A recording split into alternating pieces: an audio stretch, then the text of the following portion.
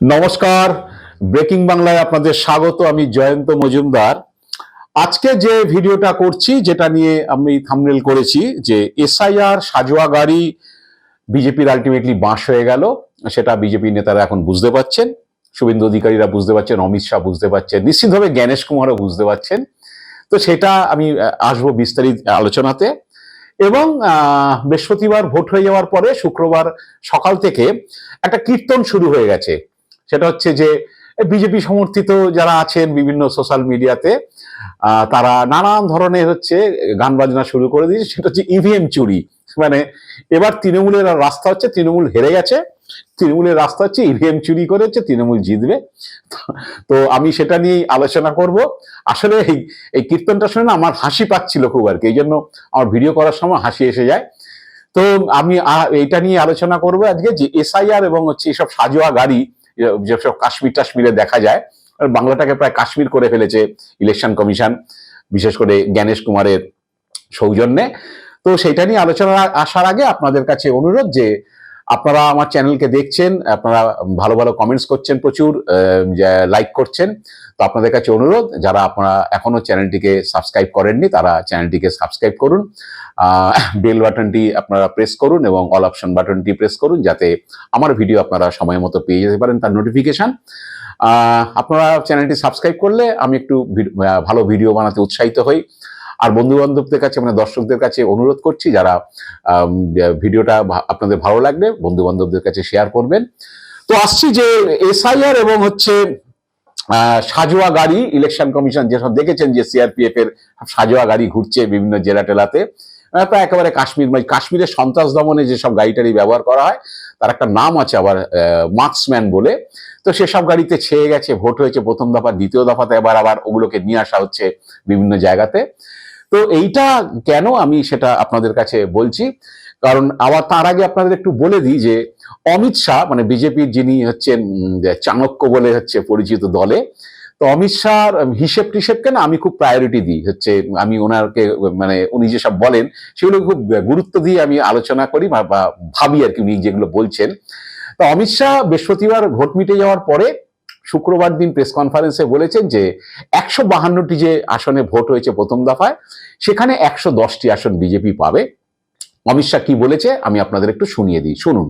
16 जिलों की 52 सीटों पर 92.98% मत निश्चित रूप से बताता है कि दीदी जाने वाली है और भाजपा आने वाली। और मैं स्पष्ट रूप से आपको बताना चाहता हूं, 152 सीटों में से 110 से ज्यादा सीटें भारतीय जनता पार्टी जीतने जा रही है। আপনারা শুনলেন। তো আমি যেটা বলতে চাইছি, যে অমিত শাহ কথাকে আমি গুরুত্ব দিই কেন জানেন তো? কারণ উনি 2021 সালে বলেছিলেন আপকি বার 200 পার, হয়েছিল 77। তা 200 বলাতে যদি 77 হয়, তাহলে 100তে কত হচ্ছে? 38.5 প্রপোর্শনেট আসুন। এবার 110 বলেছেন, 38.5 এর সঙ্গে 100টাতে 38.5 আর 0.1-এ যদি আরো 10টার জন্য ধরে নিন 42.3, মানে আমি 43টা ধরছি। অমিত শাহ 110 মানে হচ্ছে 43টা আসন। তো উনি বোধহয় খুব ভুল বলেননি, কারণ ওনার কাছে হিসেব থাকে, উনিও বিভিন্ন থেকে এজেন্সি থ্রুতে হিসেব টিসেব নেন। তো দ্বিতীয় দফাতে নিশ্চিতভাবেই অমিত শাহ বলবেন যে 140-142টার আসনে ভোট হয়েছে দ্বিতীয় দফায়, আমরা আরো 100টা বা 110টা পাবো। তাহলে এই ধরুন 43 ডাবল করে দিন, 110টা বললে 66টা, ওই 66র মধ্যেই আটকে থাকবে। কারণ ওনার অঙ্ক ধরেই কিন্তু আমি বলছি, উনি যা বলেন আর তা যা বাস্তবে হয় সেটা ধরেই আমি হিসেব করে বলে দিলাম 66টা। তা এটা আসল কারণ অনেক এখন বিজেপির লোকরা এইসব পার্সেন্টেজ বেড়েছে ফেলেছে, সব নানান ধরনের, আমি কালকের ভিডিওতে আপনাদের বলেছি যে পার্সেন্টেজ কিভাবে বেড়ে যায়, এগুলো বিরাট কিছু ব্যাপার নয়। এসআইআর হয়েছে, ASDD, absent shift, dead, duplicate voter বাদ গেছে, লজিক্যাল ডিসক্রিপেন্সিতে প্রচুর ভোটার বাদ গেছে। ভোটার লিস্টে 1100 ভোটার 900 ভোট পড়তো, এখন সেই ভোটার লিস্ট হয়ে গেছে 1900 ভোটই পড়ছে। আগে ছিল 900 ভোট পড়লে 82%, এখন 1000 হয়ে গেছে লিস্টে নাম্বার, সেখানে 900 ভোট পড়ছে 90% হয়ে গেছে। তো 92% নিয়ে বিজেপির লোকজন লাফাচ্ছে, লাফানোর কিছু নেই। 2021 সালে যে ভোট পড়েছিল টোটাল নাম্বারস অফ ভোট, তার থেকে 2026 সালে ভোটের সংখ্যাটা কমেছে প্রায় 85,000। সেটা তৃণমূলের সাংসদ ডেরেক ওব্রায়েন হচ্ছে ব্যাখ্যা দিয়ে বুঝিয়ে দিয়েছেন কত পার্সেন্টে কত ভোট পড়েছে, এখন কত পার্সেন্টে কত ভোট পড়েছে, 92-93টা না, আসলে ভোটার তালিকাতে নিষ্ক্রিয় ভোটার নেই হচ্ছে, যার জন্য এই ভোটারটা বেড়েছে। আর আরেকটা কথা আমি গতকালের ভিডিওতে বলেছিলাম, যদি মুসলিম ভোটারদের ভোট দেওয়ার প্রবণতাটা বরাবর বেশি, আর যদি হিন্দু ভোটাররাই ভোট দিতে আসে, বিশেষ করে আমি বলছি যে তারা যদি ভোট দিতে আসে এসআইআর আতঙ্কে, তাহলে হচ্ছে সেই ভোটটা নিশ্চিতভাবে বিজেপির বাক্স ভরানোর জন্য আসবে না। যে মনে করছে যে আমি বৃহস্পতিবারে ভোটের পরে বিভিন্ন জেলাতে আমার যারা পরিচিতরা আছে তাদের সঙ্গে, বিশেষ করে সংবাদ জগতে আছে, তাদের সঙ্গে কথা বলছিলাম, অনেকেই বলছেন যে হিন্দু মুসলিম নির্বিশেষে অনেকে বিএলও স্লিপটা পর্যন্ত জেরক্স করে রেখে দিয়েছে 2 কপি 3 কপি, যে যদি কোনোদিন কোনো আবার এরকম সমস্যা হয়, আবার যদি লাইনে দাঁড়াতে হয়, তাহলে গিয়ে বলবে যে এই আমাকে বিএলও স্লিপ দিয়েছিল, ভোটার স্লিপ, আমার ভোটার তালিকার নাম ছিল, আমি ভোট দিতে গেছি। কারণ তাদের ধারণা ওই ভোটার স্লিপটা নিয়ে ভোট দিতে গেলে সেখানে পোলিং অফিসার ভোটার স্লিপটা রেখে দেবে, আমি তার ভোটার স্লিপটা পাবো না, বিএলও যেটা দিয়েছে তাই ওটাকে জেরক্স করে রেখে দাও। এইসব হয়েছে, মানে আতঙ্ক, এমন ভাবে এসআইআর এর আতঙ্ক মানুষকে গ্রাস করেছে। দূর থেকে 40,000 টাকা ভাড়া করে তামিলনাড়ু থেকে পরিযায়ী শ্রমিক মুর্শিদাবাদ এসছে কয়েকজন, যে ভোটটা দিতে হবে, ভোটটা দিয়ে তিনি প্রমাণ করতে চান যে তিনি ভারতীয় নাগরিক হিসাবে 2026 সালে ভোট দিয়েছেন। মানে এইরকম একটা অবস্থায় নিয়ে গেছে এই এসআইআর। তো অমিত শাহ এই এসআইআর কে বারে বারে হচ্ছে দুহাত তুলে সমর্থন করেছেন। ঘুষপেটিয়া বার করতে হবে, শুভেন্দু অধিকারী ঘুষপেটিয়া বার করতে হবে, রোহিঙ্গা বাংলাদেশিদের অনুপ্রবেশকারীদের ভোটার লিস্ট থেকে বার করতে হবে। তো এসআইআর করে কি হয়েছে এখন নিশ্চিতভাবে বুঝতে পারছে। তো তার এফেক্ট হিন্দু বাড়ি যাদের নাম বাদ পড়েছে, কোন একজন পরিবারের নাম বাদ পড়েছে, তারাও বাকি যে 2জনের নাম বাদ পড়েছে, বাকি 3জন ভোট দিতে গেছে, তারাও ভোটটা দিতে গেছে কিন্তু নিজেদের এই রেকর্ডটা রাখার জন্য, হ্যাঁ ভোটটা আমি দেবো, আমি ভোটটা দিয়েছি, বিএলও আমাকে স্লিপ দিয়েছে, বিএলও স্লিপটাকেও তারা যত্ন করে মানে জেরক্স করে হয়তো রেখে দিয়েছেন। অনেক পরিবারে এটা হয়েছে এবং তারা নিশ্চিতভাবে আরেকটা এরকম এসআইআর এর জন্য বা লজিক্যাল ডিসক্রিপেন্সির জন্য হিয়ারিং এর লাইনে দাঁড়াতে হবে, সেইভাবেই নিশ্চয়ই বিজেপি বাক্স ভরাতেই গেছেন। তো বিজেপি সমর্থকদের হচ্ছে আমি এটা একটু জানান দিতে চাই। তো যাই হোক, এটার সঙ্গে আরেকটা জিনিস যেটা কার্যকর হয়েছে, আমি সেটা বলছি যে কেন বাস হলো। শুভেন্দু অধিকারীরা মুসলিম ভোট কাটতে চেয়েছিল, মমতা বন্দ্যোপাধ্যায় মুসলিম ভোট হচ্ছে কেটে দেবো, মানে তৃণমূলের সংখ্যালঘু ভোট ব্যাংক একবার তছনছ করে দেবো, তাহলে হচ্ছে তৃণমূল হেরে যাবে। কিন্তু সংখ্যালঘু ভোট ব্যাংক তছনছ করতে গিয়ে বহু হিন্দু ভোটারের নাম চলে গেছে।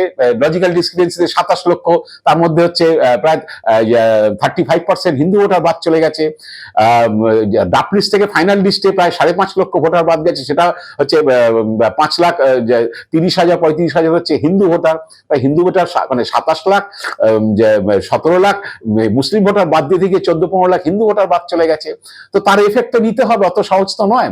বাসটা আমি কেন বলছি, এবং পাশাপাশি দেখুন মুসলিম ভোটার বাদ গেছে মুসলিম অধ্যুষিত জেলাগুলোতে, হচ্ছে বিজেপির যেগুলো বেশি মুসলিম ভোট, সেখানে বিজেপি জেতার কোনো ক্ষমতা নেই, কারণ মুসলিম ভোট কাটা গেল, বিজেপি সেখানে 8, 10, 12, 16% ভোট, 20, ম্যাক্সিমাম 22 এরকম ভোট, সেগুলো জেতার সম্ভাবনা নেই, যেগুলোতে বেশি নাম কাটা গেছে।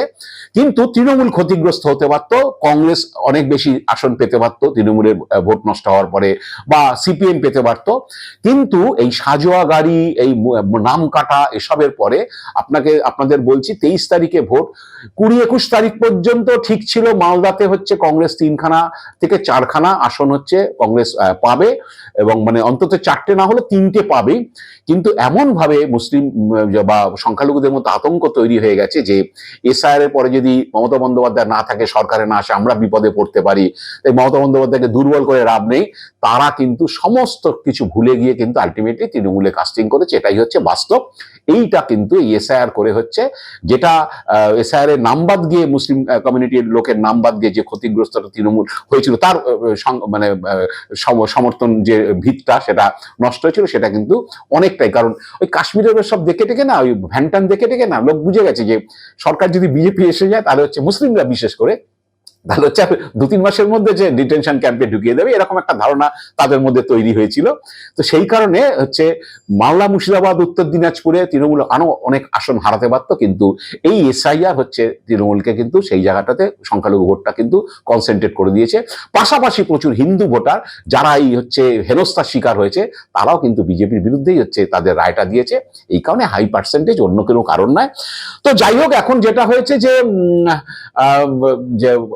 যা আলোচনা যা চলছে তার মধ্যে আমি শুক্রবার সকাল থেকে দেখছি বিভিন্ন বিজেপির যারা লোকজন সোশ্যাল মিডিয়া করেন, তারা একটা সুর গাইছেন, ইনক্লুডিং একজন প্রার্থীকে দেখলাম, তাপস রায়, মানিকতলা কেন্দ্রের প্রার্থী, যে এবার ইভিএম চুরি করবে তৃণমূল।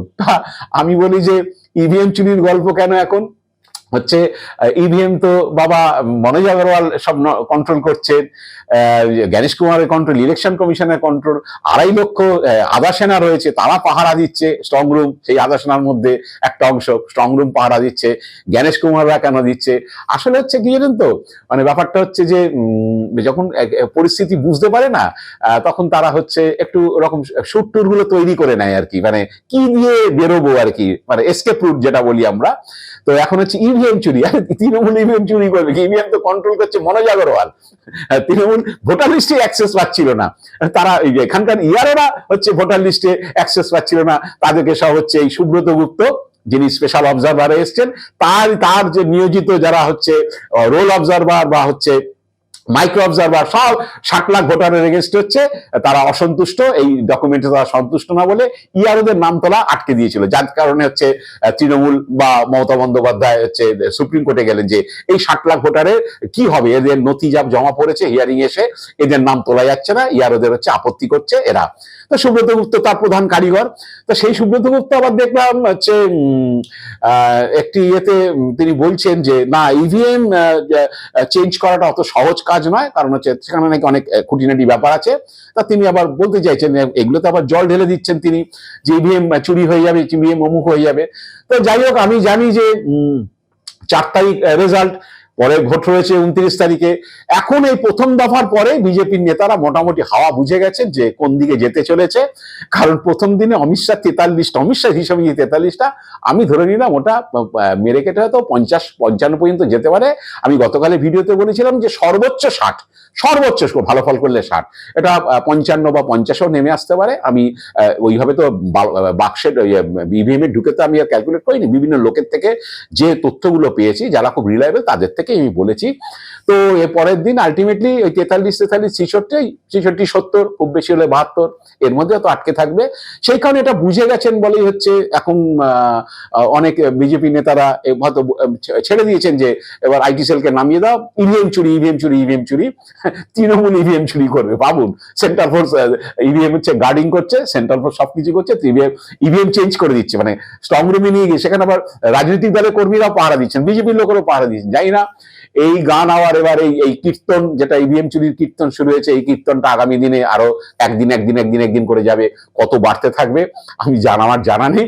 অমিত শাহ বুঝে গেছেন, কারণ বিজেপি দলের সূত্রেই শোনা যাচ্ছে যে প্রথম দফার ভোটের দিন সন্ধ্যাবেলা অমিত শাহ বিজেপি দপ্তরে গিয়েছিলেন, ওয়ার রুমে গিয়েছিলেন, সেখানে দেখে টেকে এসছেন।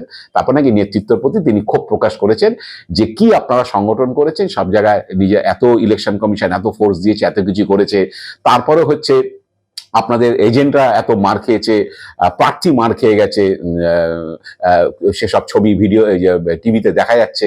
তো আপনারা, এবং তিনি ক্ষোভ প্রকাশ করেছেন এত টাকা আমরা খরচ করেছি, এত কিছু করেছি, তারপরে কেন এই অবস্থা। তারপর তার এজেন্সি মারফত, তার অনেকগুলো এজেন্সি কাজ করে, এজেন্সি মারফত খবর পেয়েছে না তো যে রেজাল্ট কোন দিকে যেতে চলেছে। তাই শুক্রবার থেকে মোদিজি এবং অমিত শাহ খুব অ্যাগ্রেসিভ হয়েছেন, আরো অ্যাগ্রেসিভলি হচ্ছে তারা কথাবার্তা বলছেন যে কর্মী বাহিনীকে একবারে বসে যাবে সেকেন্ড দফার আগে, তার জন্য এসব একটু বলি টলি। যাই হোক, তারা বলুন, অসুবিধার কিছু নেই, কিন্তু খেলা কিন্তু প্রথম দফাতেই হয়ে গেছে। তো দ্বিতীয় দফাতে বুঝতেই পাচ্ছেন 142টা সিট, তার মধ্যে বিজেপির গতবার এই 142টা আসনের মধ্যে 18টি আসন জিতেছিল। হুগলিতে 4টে, নদিয়াতে 9টা, 13টা, আর উত্তর 24 পরগনা 5টা। তো এই 18টা আসন জিতেছিল। 142টার মধ্যে কত আসন জিতবে দ্বিতীয় দফায় বিজেপি নিজেও জানে খুব ভালো মতো, দক্ষিণবঙ্গে ভোট। যাই না শেষ পর্যন্ত কি হবে, অপেক্ষা করুন। আর হচ্ছে অমিত শাহ আবার দ্বিতীয় দফার পরে কত সংখ্যা টঙ্ক দেয় সেই দিকে নজর রাখুন। আজ এ পর্যন্তই, আপনারা ভালো থাকবেন, সুস্থ থাকবেন, নমস্কার।